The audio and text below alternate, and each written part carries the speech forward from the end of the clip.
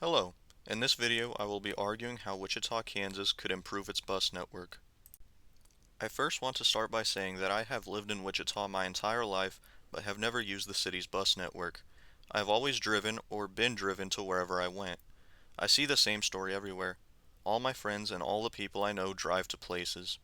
As I became more interested in public transportation, I learned that this was not just me or the people around me not taking the bus, but it was a citywide case of people not using it. The Beacon News found that about 3,800 people take the bus every day in a city of about 400,000. This means that less than 1% of people in Wichita use the bus on a regular basis. For a city's bus ridership to be this low is an indication that there is a problem with the bus network. We will now explore the current state of Wichita's bus network and the major issues that are preventing it from being a viable form of transportation. I will begin with the most important issue that is plaguing the bus network and is the root cause of the other issues the network sees, and that issue is no other than funding. When compared to other cities of similar size like Des Moines, Little Rock, and Toledo, which are all car dependent, Wichita's bus network still falls short. Wichita Transit has the lowest funding compared to its peers. In car-dependent cities, less funding for transit naturally sees less riders, as seen by Tulsa, Des Moines, and Omaha, all having more bus funding and all three seeing more ridership than Wichita. This crucial part of Wichita's bus network leads us to the results of that low funding, and we will see why most people choose to drive instead. Wichita's current bus network consists of 18 lines that provide good coverage around the city. Now, if the bus network covers most of the city, then why do so few people use it? This leads us to the issues of limited service and frequency. Most of Wichita's bus routes have no service after 7 p.m., with the Q Line route being an exception with service until 10 p.m., which is the latest service on the network. There is also no bus service on Sundays. These service limitations are inconvenient for the few that do regularly use the bus. The Wichita Eagle found that 43% of employed bus riders work on Sundays, and 38% work past 9 p.m. This affects the bus's regular riders, as 65% of riders do not own a vehicle, and most riders are low income, leaving the bus network as the option for those with no other option. This creates situations where bus riders must choose between working needed hours or leaving work early to catch the bus. Not only is the service limited in its operating hours, but also in its infrastructure. Many bus stops in Wichita consist of little more than a sign, often lacking basic accommodations like sidewalks or shelter. This creates uncomfortable conditions for riders as it forces them to wait in the heat, rain, or snow with no shelter. The next issue resulting from low funding is long frequencies.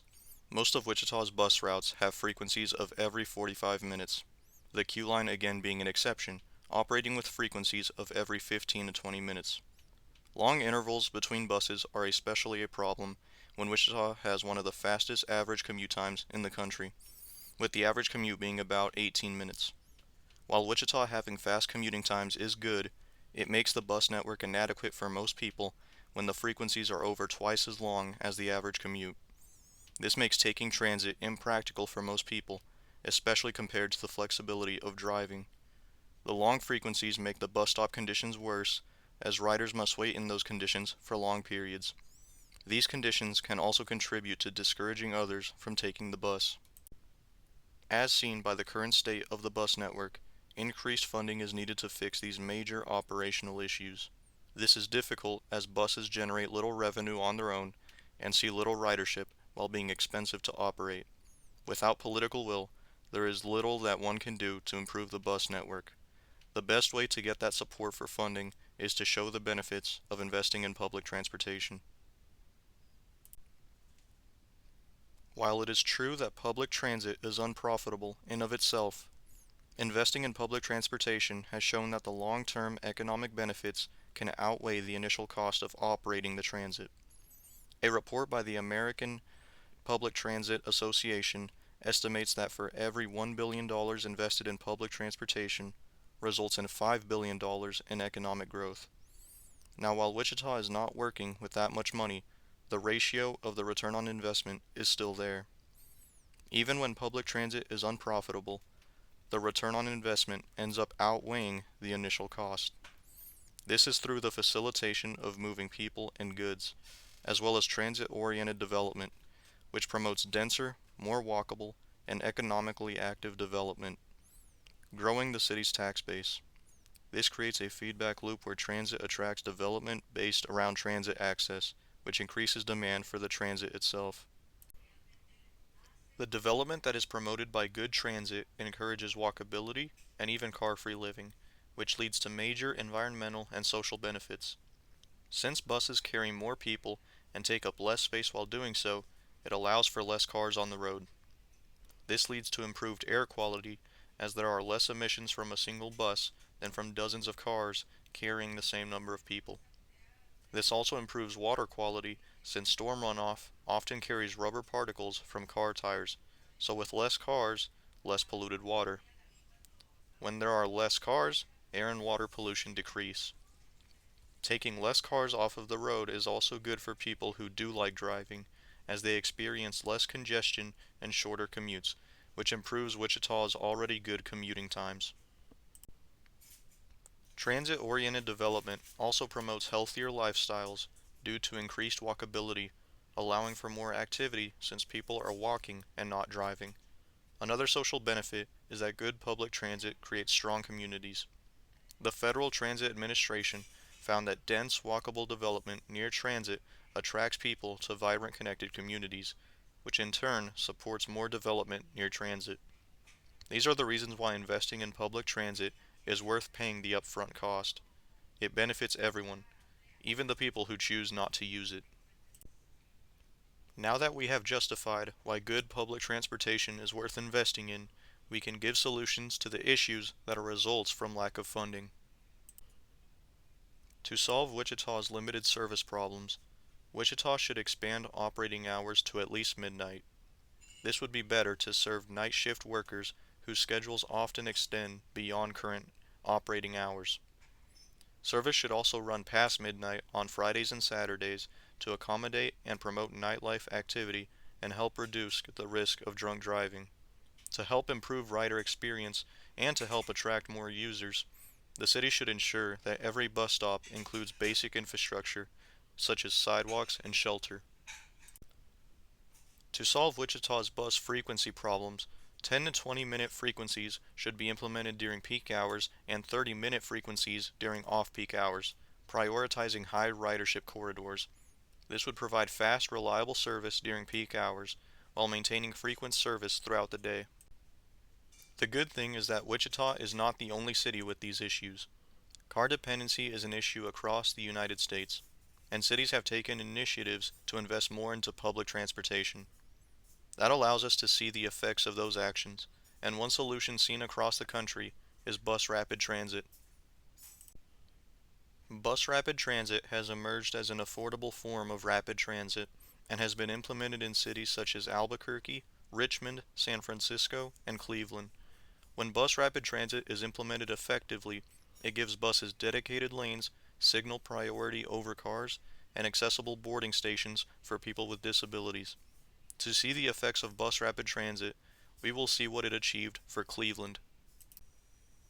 In 2008, Cleveland opened the Healthline for a cost of about $200 million. The Healthline replaced a normal bus line with a 6.8-mile bus rapid transit corridor, resulting in an increase in ridership of about 39% a month.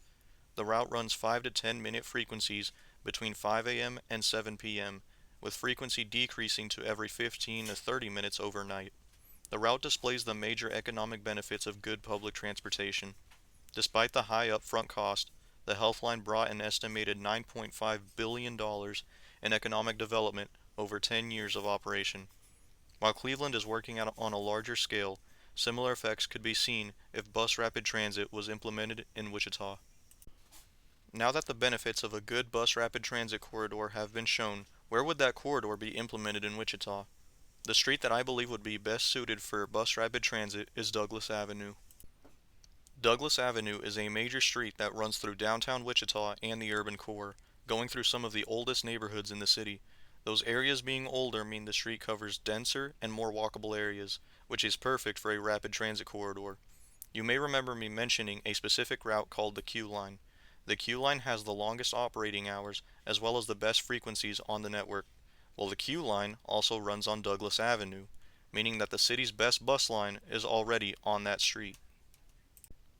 Upgrading the Q line into bus rapid transit makes the most sense since it already runs better service and goes through the dense urban core, which makes an upgrade easier and justifiable. Douglas Avenue also runs past the new transit hub that is under construction. This new hub is expected to overhaul the network to run more efficiently. Implementing bus rapid transit on one of the city's main streets and having it run near the new transit hub goes hand in hand. This would promote more walkable, denser, transit-based development while stimulating local economic activity, showing a trajectory that would mirror the Cleveland Health Line, where improved transit investment contributed to increased ridership and economic growth. To conclude, Wichita's current bus system demonstrates the limitations of a transit network that lacks sufficient frequency, extended service hours, and adequate funding. While the system provides basic coverage, it fails to function as a reliable alternative to driving, leaving most residents dependent on private vehicles. However, research and examples from other cities, particularly Cleveland's Health Line, show that meaningful investment in public transportation can produce measurable economic, environmental, and social benefits. Improvements in frequency and reliability increase ridership, while also encouraging transit-oriented development that strengthens local economies over time. If Wichita Transit were to implement similar strategies, such as expanded operating hours, better frequency, and bus rapid transit along vital corridors like Douglas Avenue, it could shift toward a more efficient and accessible transportation system, giving people a viable choice other than the car. Ultimately, improving public transit in Wichita is not only a matter of convenience, but a long-term investment in the city's economic growth, environmental sustainability, and overall quality of life. Here are my sources. Thank you for watching.